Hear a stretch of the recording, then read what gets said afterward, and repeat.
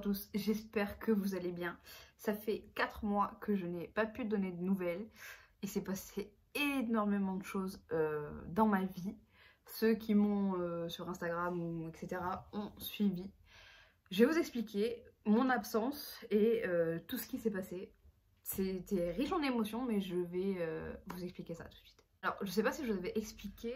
En novembre, en fait, je me plaignais d'une douleur au niveau des côtes. Donc, on allait voir des spécialistes, etc., etc. J'ai fait des échos, etc. Et on a vu que 2 côtes étaient fêlées suite à mon accident que j'avais eu cet été. Je vous ai fait des vidéos comme quoi j'étais tombée dans les escaliers, etc. C'est mon chat qui essaie de sortir de la chambre depuis tout à l'heure parce que je me suis enfermée et je ne supporte plus ce bruit. Le 5 décembre, je vais voir mon spécialiste de ma maladie à Marseille. Et là-bas, en fait, il décide de me faire beaucoup d'examens au niveau du cœur parce que j'ai fait pas mal de malaise, etc. Et en fait, il faut que je remplisse des formulaires, etc. Et une des dames, comme d'habitude, me demande si j'ai mes règles et tout. Je dis, oh, j'ai un petit retard, mais vous inquiétez pas, je vais l'avoir et tout. Et la procédure, c'est... Excusez-moi, c'est mon chat qui vient d'éternuer. La procédure, c'est donc de faire pipi dans un pot, du temps que moi je vais faire les examens. Et elle revient un peu plus tard pour me dire que si je suis enceinte ou pas. Mais pour moi, elle allait revenir 5 minutes après pour me dire que je n'étais pas enceinte. Bon. Je vais avec les médecins, ils commencent à me déshabiller, à me faire une échographie cardiaque, on regarde un peu ce qui se passe, etc. Et elle revient au bout de 20 minutes. Excusez-moi, je peux vous parler et tout. Alors je sors et tout, et dans cette attente, il y avait mes parents. Et elle m'annonce que je suis enceinte.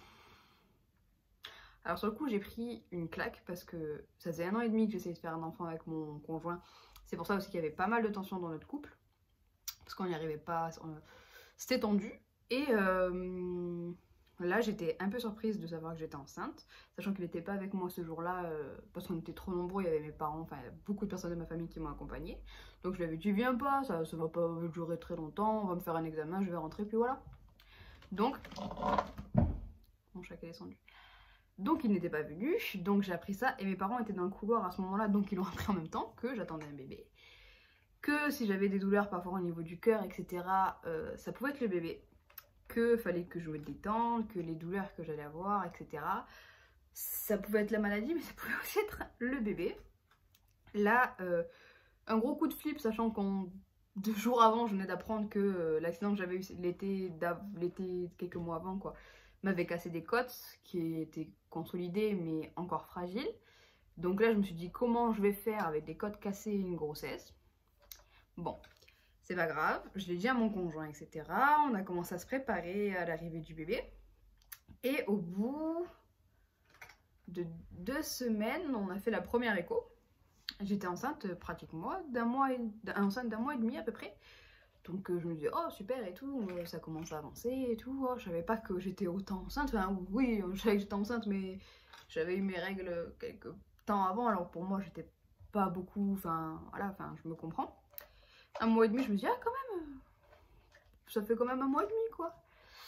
Donc, on commence à faire les examens et tout, et contraction au bout d'1 semaine après l'écho, enfin, quelques jours après l'écho, j'ai d'énormément de douleurs dans le ventre, je sais pas ce que c'est, enfin, ça me tord en deux. Je décide de prendre donc rendez-vous rapidement avec un gynéco, et il me dit, mais non, vous inquiétez pas, c'est des douleurs...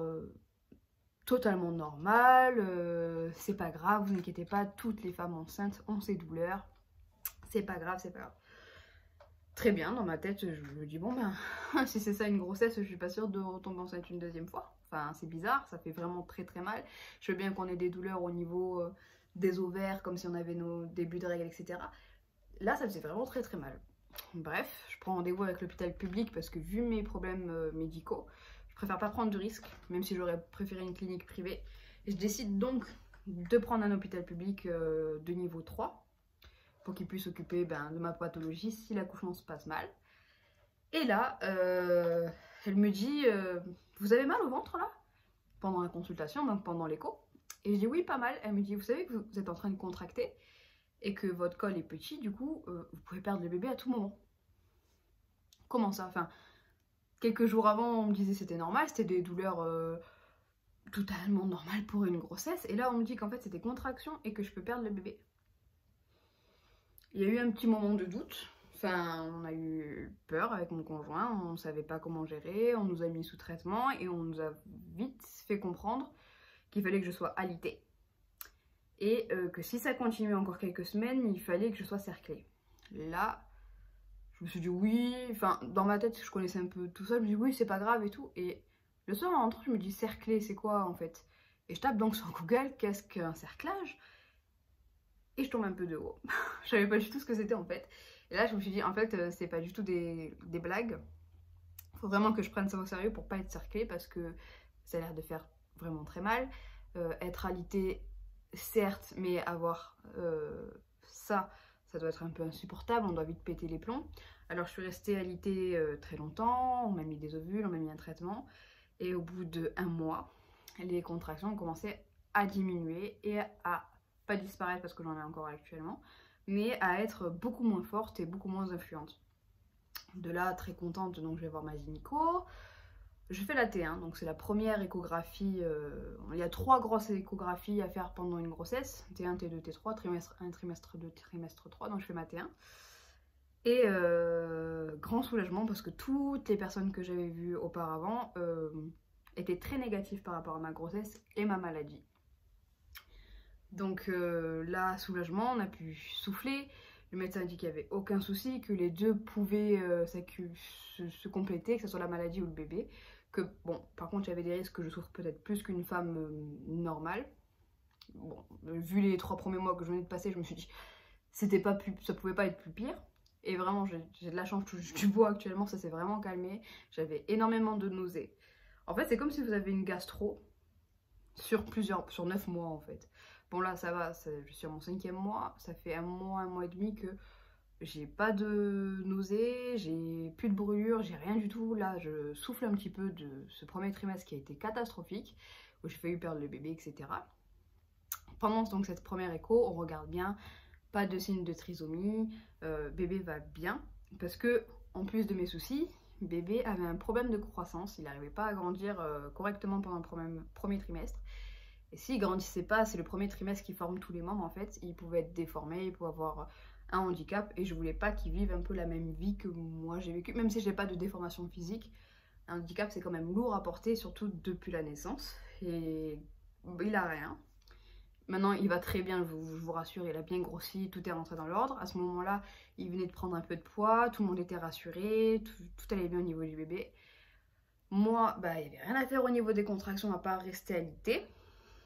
Donc on avance, etc. Entre temps, mon corps, c'était une calamité parce que j'ai fait un malaise cardiaque au 4e mois, donc ça fait à peu près 1 mois. Comme si on me foudroyait dans le cœur en fait, comme si je faisais un AVC quoi, je suis tombée raide, je mangeais tranquillement avec mon compagnon et hop je suis tombée. Sans aucune chose qui peut le provoquer. Des fois le stress, ça peut provoquer des douleurs au cardiaque, l'énervement. Là pour le coup j'avais passé une très bonne journée, tout allait bien. Et pouf, je suis tombée, donc nous sommes allés aux urgences, ils ont gardé longtemps. Je n'ai pas trop compris parce que généralement on regarde aussi le bébé. Moi j'ai eu peur que mon cœur s'arrête. Si le cœur s'arrête, donc il n'y a plus d'oxygène ni pour moi ni pour le bébé. Et j'ai eu peur, mais on n'a pas vérifié le bébé à ce moment-là, j'ai pas trop compris. J'ai pris sur moi, on a vu comment ça allait bien, alors je me suis mis en tête que pour le bébé ça allait bien. Effectivement, le bébé avait rien eu, mais j'avais l'espoir que ma maladie se mette en pause pendant ma grossesse. Comme on peut lire sur internet, des fois les maladies génétiques peuvent se mettre entre guillemets en pause ou ralentir. Moi malheureusement j'ai pas eu la chance. J'ai toujours autant mal, je me luxe autant de choses, j'ai toujours autant mal au cœur, j'ai toujours autant de mal de respirer. Là j'ai vraiment du mal à respirer depuis que je fais la vidéo. Mais bien sûr je ne peux plus rien faire, je ne peux plus prendre de médicaments, je ne peux plus me mettre sous oxygène. C'est pas grave, c'est pas la chose la plus importante, je privatise mon bébé plutôt que moi c'est pas grave, je m'occuperai de moi plus tard. Mais c'est vrai que le premier trimestre de ma grossesse était calamiteux. Vraiment si j'aurais su, c'est pas que j'aurais pas fait de bébé, mais vraiment j'aurais beaucoup plus réfléchi, je me serais dit avec la maladie, est-ce que c'est une bonne chose et tout. Il est arrivé par miracle, j'étais très heureuse, mon compagnon aussi. J'en ai douillé, Et là, ça va beaucoup mieux. Depuis, allez, 1 mois et demi à peu près, là, ça commence à aller un peu mieux. Je pouvais sortir. Mais comme on est actuellement en période de coronavirus, je suis confinée chez moi. Et je vous avoue que ça m'énerve un peu parce que vraiment, je me disais, ah, ça commence à aller mieux. Avant que je sois énorme pour le 3e trimestre et tout, j'aimerais bien sortir un peu. Malheureusement, je ne peux pas. Je ne peux pas non plus déménager, justement parce qu'il y a le corona et je vais éviter de visiter des maisons, de côtoyer des gens. Je vais devoir habiter ici, donc avec le bébé, pendant les premiers mois. Après, on déménagera, c'est pas très grave. J'ai décidé aussi de pas trop donner d'infos sur mon enfant. Pour le moment, j'ai pas envie de ni donner le prénom. Bon, j'ai dit que c'était un garçon, parce que ça me tenait à cœur quand même. Parce que de base, je voulais une petite fille. Mon compagnon voulait un garçon, il a eu son garçon. Mais je suis quand même très contente. C'est quand même quelque chose en fait de savoir que vous allez devenir maman, sachant que je pensais ne jamais l'être avec ma pathologie. C'est vrai que d'un côté, c'est un soulagement de se dire qu'en fait on peut avoir un enfant, que c'est pas impossible. Après, je vous avoue qu'il faut avoir un certain mental parce que j'ai énormément pleuré, que ce soit en cachette, que ce soit devant mes proches. J'ai très souvent pas pété les plombs, mais j'ai eu énormément de colère et de haine parce que j'avais l'impression que personne ne comprenait ma situation et malheureusement personne ne peut vous comprendre. Même entre mamans, on peut se donner des conseils, etc. Mais quand vous avez des douleurs qui sont censées être normales, elles sont pas normales pour vous. Si vous le sentez, si vous sentez qu'il y a un problème, vraiment, allez consulter. C'est ce qu'il faut faire de toute façon. Il y a 3 jours, j'avais des douleurs au niveau des organes. Et en fait, c'était des contractions très fortes. Elles sont revenues, c'est pour ça que je dis elles reviennent, elles partent. C'est pour ça que ma tête est très fatiguée. J'ai énormément de contractions, surtout la nuit. Donc je dors très peu, j'essaie de dormir la journée, mais voilà. Donc j'essaie un petit peu de gérer tout ça. Et on m'avait dit mais t'inquiète pas, c'est bébé qui prend la place, c'est bébé qui pousse les organes. Et en fait pas du tout, c'est que je ressens plus trop les contractions tellement que mon corps est épuisé. Et mes organes n'en peuvent plus. Concrètement c'est ce que la dame m'a dit. Donc concernant la suite de ma grossesse, j'ai un petit peu peur. Je vous annonce vraiment que j'ai un peu peur. Dès le début, on m'avait dit qu'il y avait 80% de chances que j'accouche prématurément ou que je perde le bébé. Déjà, je touche du bois, je suis arrivée à mon 5e mois. Je veux au moins viser 7 mois. Et après, plus de temps gagné, mieux ça sera. Mais 7 mois, ça sera déjà bien. Je vous avoue que je fais très attention, même au niveau de la nourriture. Bon, après, j'essaie de me faire plaisir. C'est vrai que niveau alimentation pendant la grossesse, c'est vraiment quelque chose. C'est pas qu'on ne peut rien manger, mais je suis pas une adepte par exemple des légumes, et il faut, pourtant je vous parle sérieux, il faut manger des légumes, il faut manger tout parce que bébé va apprendre les saveurs avec vous avant de manger par lui-même. Et je mangeais beaucoup de charcuterie, de fruits de mer pas cuits, je mangeais beaucoup de choses, comment dire, banales pour un jeune entre guillemets. McDo, les kebabs, les machins, les trucs, enfin voilà. C'est pas de la bonne bouffe et il faut éviter pendant la grossesse. Et c'est vrai que j'ai une alimentation, moi, très compliquée. J'arrive pas à manger normalement. Et là, il faut que je mange normalement pour le bébé quand même. Et je bataille un petit peu. Ça passe pas trop. Donc des fois, je me fais des petits plaisirs, même si c'est pas autorisé. Attention, hein, je fais très attention, je fais bien les prises de sang tous les mois, je fais très attention à ce que je mange, pas de charcuterie, etc. Par exemple, je m'autorise un peu plus de fast-food ces temps-ci, bon, même si j'enlève la salade, etc., des sandwichs, parce qu'on sait jamais, parce qu'il faut bien les laver, ça aussi, les légumes, il faut bien les nettoyer, etc. Je crains un petit peu. Mais là, je commence un peu plus à me lâcher, à prendre conscience que je suis bientôt maman, que va falloir gérer entre mes problèmes, maladie et le bébé. Ça, je stresse un peu.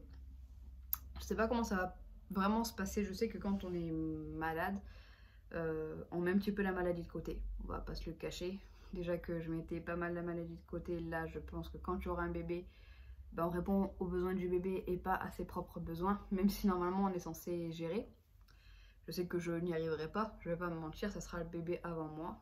Et j'ai peur justement qu'à la fin, je finisse par faire des malaises, etc. On n'y est pas encore. Actuellement, je fais très attention. Je sors pas trop, voire même pas du tout parce qu'on est en confinement.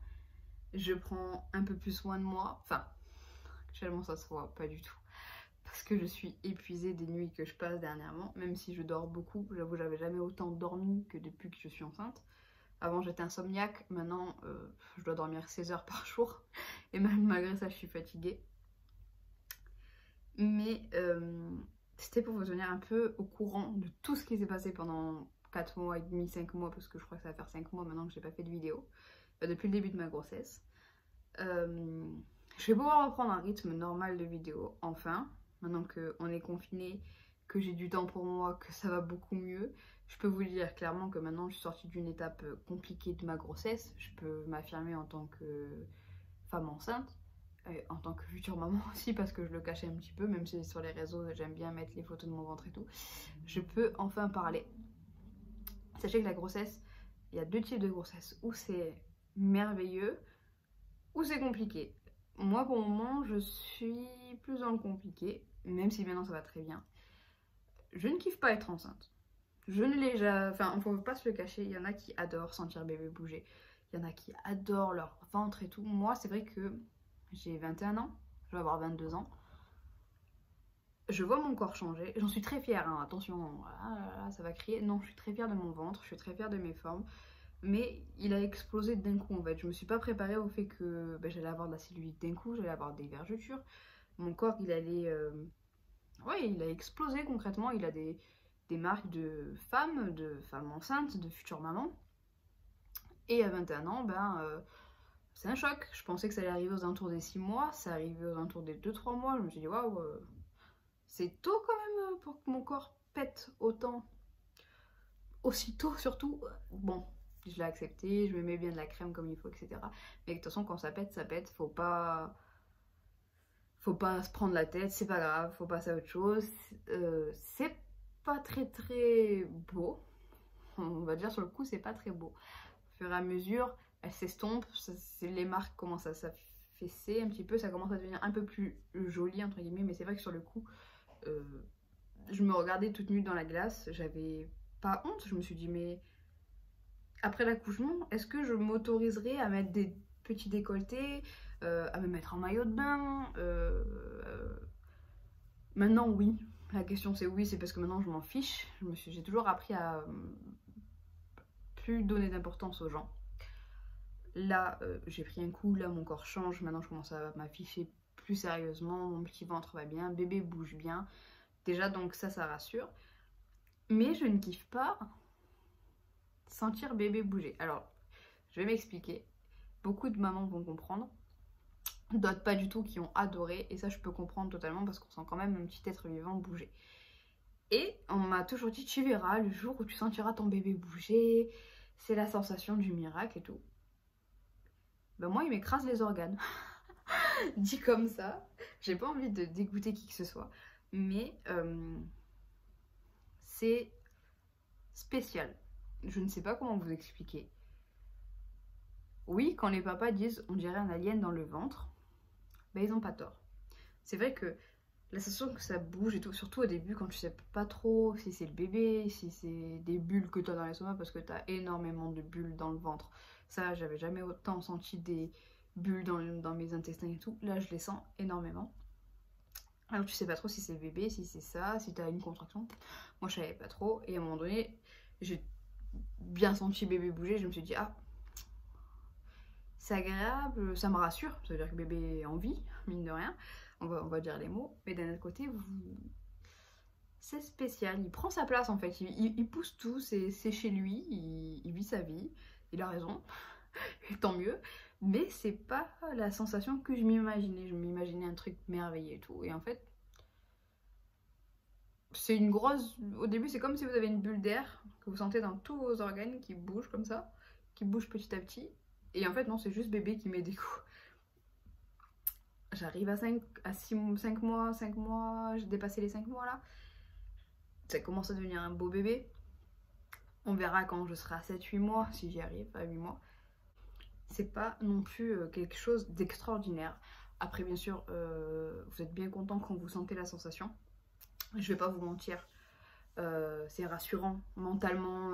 Vous dites ah là il a bougé, alors on peut se permettre de souffler, ça veut dire qu'il va bien. Et puis plus il grossit, plus il bouge, plus ça vous rassure. Mais je kiffe pas. Pour le moment, j'attends de voir s'il est plus gros, comment ça se passe. Pour le moment, je n'ai pas trop kiffé, même si c'est rassurant. J'espère, en cette période de confinement, pouvoir faire d'autres vidéos rapidement, je pense, vous inquiétez pas.